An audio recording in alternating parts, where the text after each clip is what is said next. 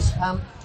Look, we're doing a story on and trying to find out why young people around 25 are choosing not to enter into Christian religions, but just to live and do their own thing. What would your thoughts be on that? Well, my personal experience has been very much that I grew up in a Christian cult called Exclusive Brethren, and the horrors and just the trauma that people have gone through in the past and the evils of what these organised religions have got away with over time. I think young people coming up now, we're seeing that more and more. We've got history to reflect on, and so I really think that's the reason we're going our own way now, is because we've seen this with the data to suggest that too much of it, and people have got away with too much over time. Time to move on before. So you're saying that people are, they're not silly. They're realising they can see things more clearly, and we're learning from a lot of our. We're learning from the mistakes of our parents and our grandparents and our past. And, we're trying to make good those mistakes.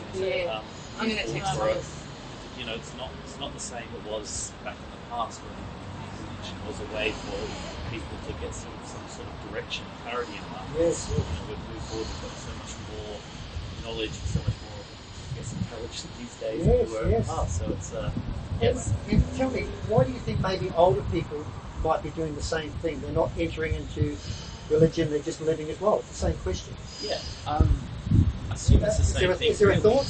It's probably more. It probably is reality. And again, that it's just we've living. got so much more from the past, and we can experience so much more, and we can really enjoy life as it is, and not.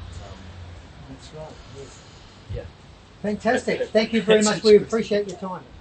Getting ahead and that kind of thing. So there's been a rise. There's no surprise. There's been a rise of atheism and secularism and all sorts of things in society that young people in particular are focusing on survival.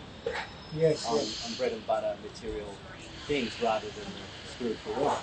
So the times of where the church and these ideas of traditionalism are strong, I think people have got their own minds, and they're not more silly. They're more preoccupied. Survival.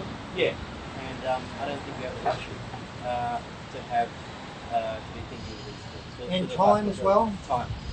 We're time. Just enjoying our time. We're time poor, and the vast majority of young people are financially poor. If you look at the material conditions of society, just getting ahead, getting a house, the Australian dream, income, wages. I think the material world is trumping everything else, and so people, I think, there's awakening, but there's also, I think, a change happening in society, which is huge, and I think touches on so many other issues. So this is just one. Yeah. That's good.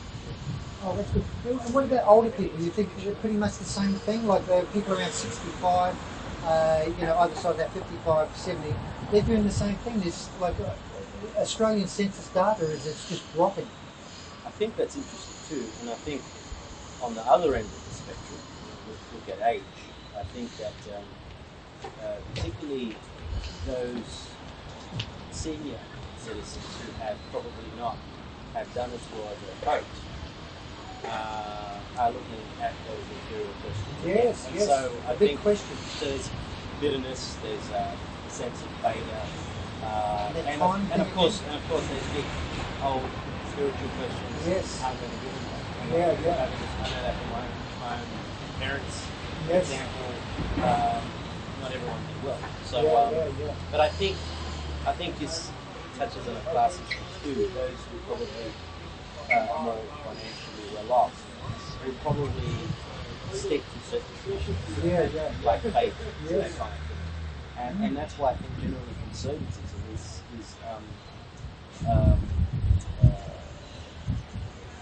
in some ways being challenged, because the old ideas of the family, of the church, faith, is now seriously being challenged by real contemporary issues.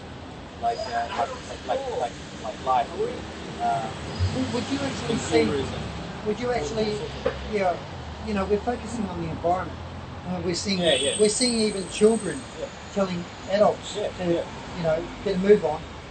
Would you see the planet as being almost like a spiritual thing that we have to address, or? Look, I think there's a different kind of awakening, which is, I think, unique in some ways, but not unprecedented. I think the environment, there's been a awakening on this need to act on, say, what they call, scientists call climate change.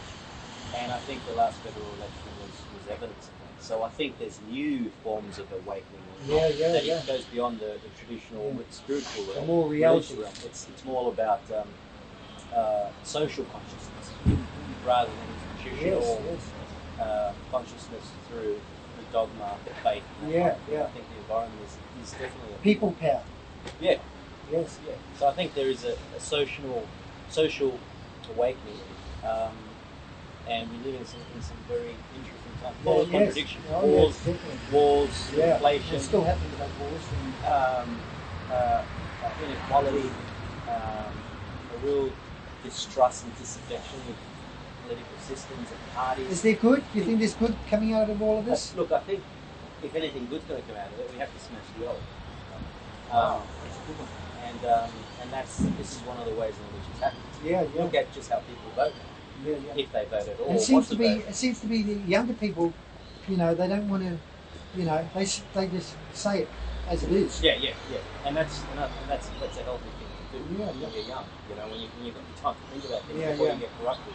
But people turning away from the traditional way of voting and party loyalty, that's plummeted. Well, like your previous that's being question questioned as about, well, isn't it? about the church. Yeah. All of that is really being questioned, and we'll see what comes out of it. And I But think they do a lot of good, but we know that. I think people realise that there's a lot of good being done. I think what's interesting is the millennials, how you look at recent data coming out, census data, how they're now rivaling or on par with the baby boomers. Yeah. I think that's the future. I think a lot of what happens is going to probably depend on what they do. Yeah. We look at what the baby boomers have done to the world. You know, it started off pretty hopeful with the 60s. I might have to look into that as well. I think I actually am one. Maybe I'm not. No, that's before. And then they went in a different direction. Of course. Well, the younger people are actually pointing the finger at them, aren't they? Of course, and they've got every right to. So I think a lot of it depends on what they do. I think the younger people. Hopefully, they're not as selfish. I think there's a lot of younger people like. You know, I mean, they're quite sensible. I mean, my daughter, if I can say, I mean, she, you know, she was with her boyfriend for 9 years, you know, before they got married. I mean, it's like, you know, I mean, they're very sensible, you know. So I think there is a reality.